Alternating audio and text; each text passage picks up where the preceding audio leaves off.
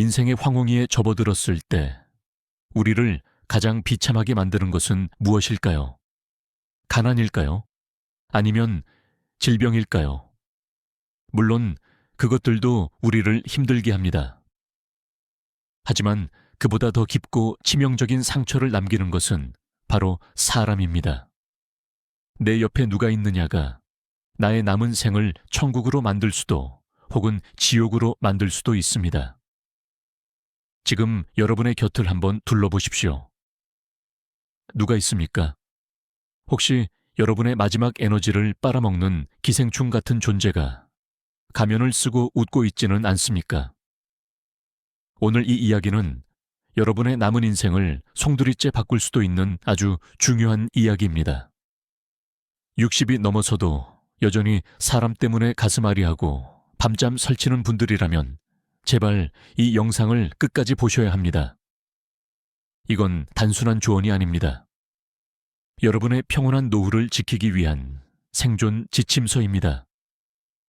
지금 이 순간에도 잘못된 인연의 끈을 놓지 못해 고통받는 당신을 구원할 마지막 기회일지도 모릅니다. 우리는 젊었을 때 참 많은 사람을 만납니다. 넓은 인맥이 성공의 척도인 줄 알았고 주말 저녁에 불러낼 친구가 많으면 인생 잘 산 것 같아 뿌듯해하기도 했습니다. 싫은 사람도 억지로 만나 웃어주었고 내게 상처 주는 사람도 언젠가는 변하겠지 하며 품어주려 애썼습니다. 그게 어른스러운 태도라고 착각했으니까요. 그런데 60이 넘고 70을 바라보는 지금 어떻습니까? 그때 그 많던 사람들 다 어디 갔습니까? 그리고 지금 내 옆에 남은 사람들은 정말 나에게 힘이 되는 존재들입니까? 나이가 든다는 것은 단순히 신체의 노화만을 의미하지 않습니다. 우리의 에너지 총량이 줄어든다는 것을 뜻합니다. 젊을 때는 밤새워 술을 마셔도 다음날 거뜬했고 누가 나에게 상처 주는 말을 해도 툭툭 털어내고 다시 일어설 회복 탄력성이 있었습니다. 하지만 이제는 다릅니다. 싫은 사람과 1시간만 밥을 먹어도 하루 종일 기운이 빠져 아무것도 할 수가 없습니다. 부정적인 이야기를 들으면 그 잔상이 며칠을 괴롭힙니다. 즉, 우리는 이제 감정과 에너지를 아껴 써야 하는 시기에 도달한 것입니다. 그런데도 여전히 젊었을 때처럼 아무하고나 어울리고 나를 갉아먹는 관계를 유지하고 있다면 그것은 내 남은 수명을 단축시키는 것과 다름없는 자아의 행위입니다. 철학자 쇼펜하우어는 말했습니다. 인간은 타인과 함께 있을 때 본연의 자신을 잃어버린다. 고독 속에서만 진정한 자신이 될 수 있다. 그는 평생을 독신으로 살며 인간관계의 허무함과 고통을 통찰했습니다. 물론 그의 말이 다 맞는 것은 아닙니다. 우리는 사회적 동물이기에 완전히 혼자 살 수는 없습니다. 하지만 쇼펜하우어가 강조한 것은 질 낮은 관계 속에서 고통받느니 차라리 고귀한 고독을 택하라는 것입니다. 특히 노년에는 이 말이 뼈저리게 와닿습니다. 그렇다면 우리 인생의 황홍이 절대 곁에 두어서는 안 되는 사람은 과연 어떤 사람들일까요? 지금부터 제가 말씀드리는 유형의 사람이 주변에 있다면 냉정하게 관계를 재고해 보셔야 합니다. 첫 번째는 만날 때마다 불평불만과 남 험담만 늘어놓는 사람입니다. 이들은 감정의 하수구와 같습니다. 만나면 세상 돌아가는 이야기, 정치 이야기, 자식 자랑으로 시작하는 듯 하지만 결국 끝은 누군가에 대한 비난과 자신의 신세 한탄으로 귀결됩니다. 누구네 집자식은 뭘 해줬다더라, 세상이 말세다, 내 팔자가 기구하다 등등. 물론 힘들어서 하소연할 수 있습니다. 친구로서 들어줄 수도 있습니다. 하지만 만날 때마다 레포토리처럼 똑같은 불평을 쏟아내는 사람들이 있습니다. 이런 사람들과 대화하고 나면 어떤 기분이 드십니까? 처음에는 위로도 해주고 맞장구도 쳐주지만 헤어지고 돌아오는 길에 왠지 모를 피로감과 짜증이 밀려오지 않습니까? 마치 내 몸에 있던 좋은 기운이 다 빠져나가고 그 자리에 그 사람이 뱉어낸 독소가 가득 찬 느낌 말입니다. 60대 이후에 우리는 긍정적인 에너지를 유지하기에도 벅찹니다. 그런데 이런 부정적인 에너지를 끊임없이 주입하는 사람을 곁에 두면 나도 모르게 세상을 비관적으로 보게 되고 매사에 불만이 생기게 됩니다. 불행은 전염병과 같아서 불행한 사람 옆에 있으면 나도 불행해집니다. 그들은 자신의 배설물을 받아줄 쓰레기통이 필요한 것뿐이지 진정한 소통을 원하는 것이 아닙니다. 두 번째는 나의 기쁨을 진심으로 축하해 주지 않는 사람입니다. 옛말에 기쁨을 나누면 배가 되고 슬픔을 나누면 반이 된다고 했습니다. 하지만 슬픔을 나눌 때는 위로하는 척 다가오지만 정작 내가 좋은 일이 생겼을 때는 미묘하게 표정이 굳어지거나 비꼬는 사람들이 있습니다. 예를 들어 자식이 번듯한 직장에 들어갔다고 하면 요즘 대기업 들어가면 뭐해? 금방 잘린다더라 라고 초를 치거나 건강관리를 위해 운동을 시작했다고 하면 이 나이에 무슨 운동이야? 그냥 살던 대로 살지라며 김을 빼버립니다. 이들의 심리 기저에는 깊은 질투와 열등감이 자리 잡고 있습니다. 내가 그들보다 조금이라도 잘 되는 꼴을 못 보는 것입니다. 젊었을 때는 경쟁심에 그럴 수 있다고 치더라도 나이 들어서까지 남 잘 되는 것에 배 아파하는 사람은 영혼이 빈곤한 사람입니다. 이런 사람들은 내가 힘들고 어려울 때 은근히 고소해하며 나의 불행을 통해 상대적인 우월감을 느끼려 합니다. 진정한 친구는 나의 성취를 자신의 일처럼 기뻐해주는 사람입니다. 노년의 삶은 작은 성취와 기쁨으로 채워가야 하는데 그것을 시기하고 깎아내리는 사람과는 절대 깊은 관계를 맺지 마십시오.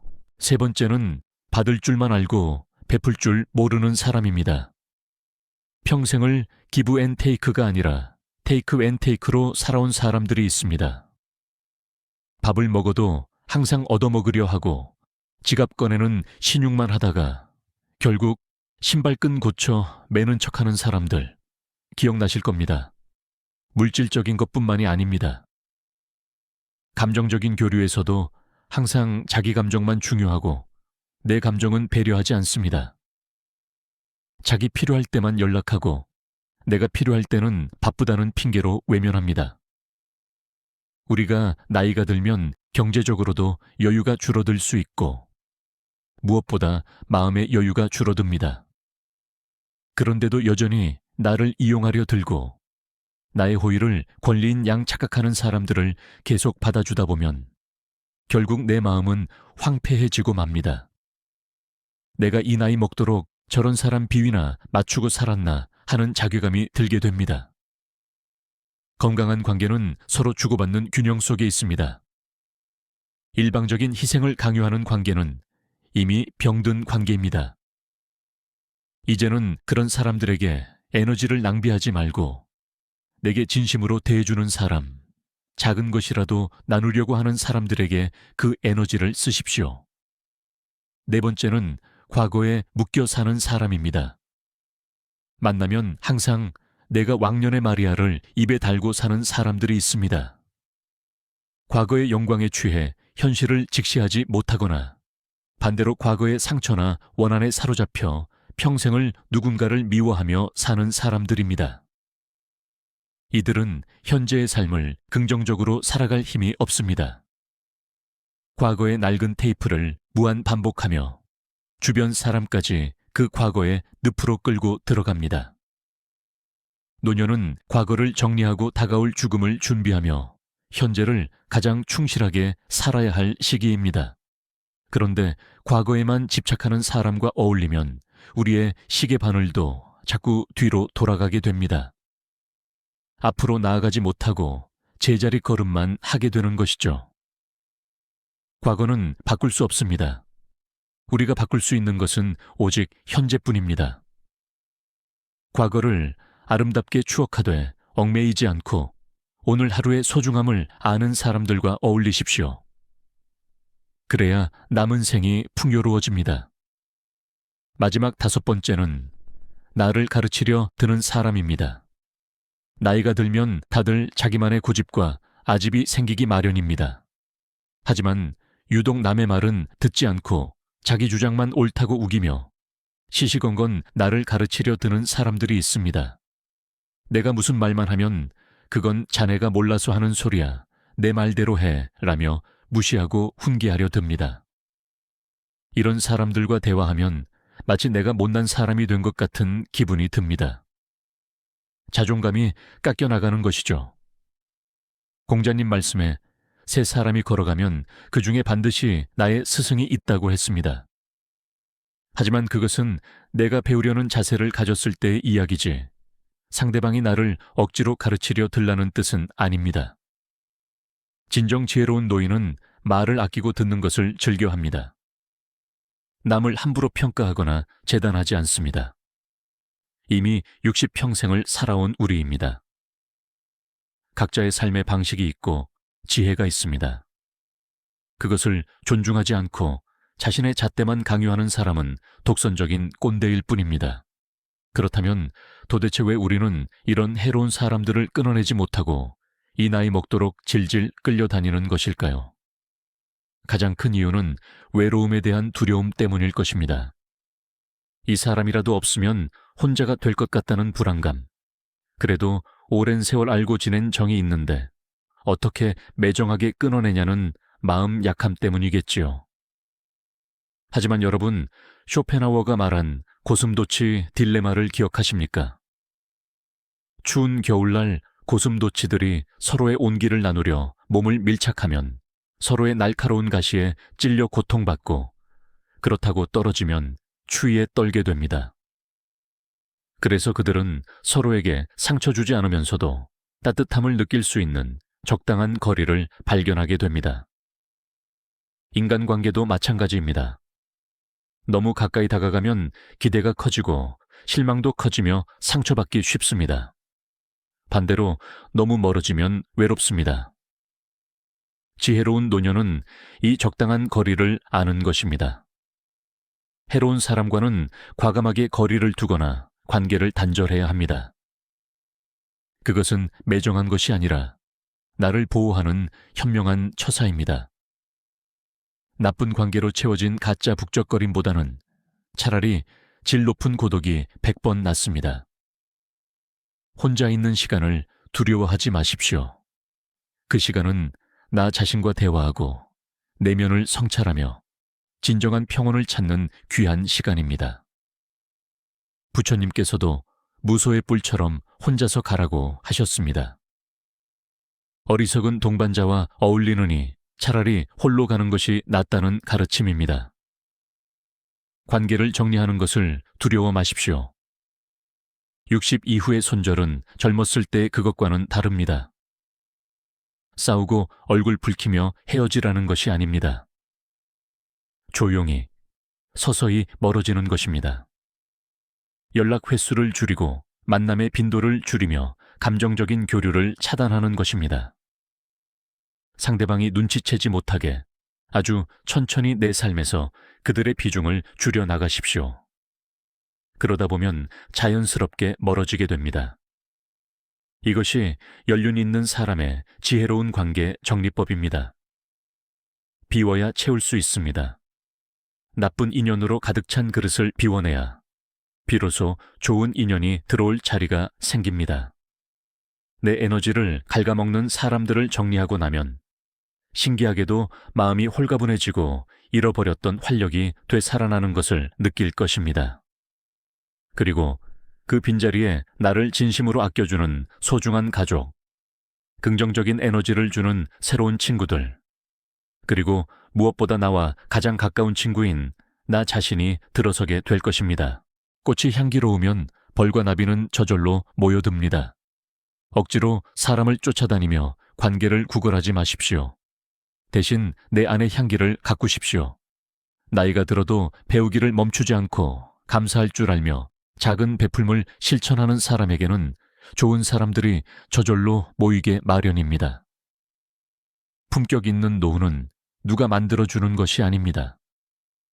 내가 어떤 사람들을 곁에 두고 어떤 마음가짐으로 살아가느냐에 따라 결정됩니다.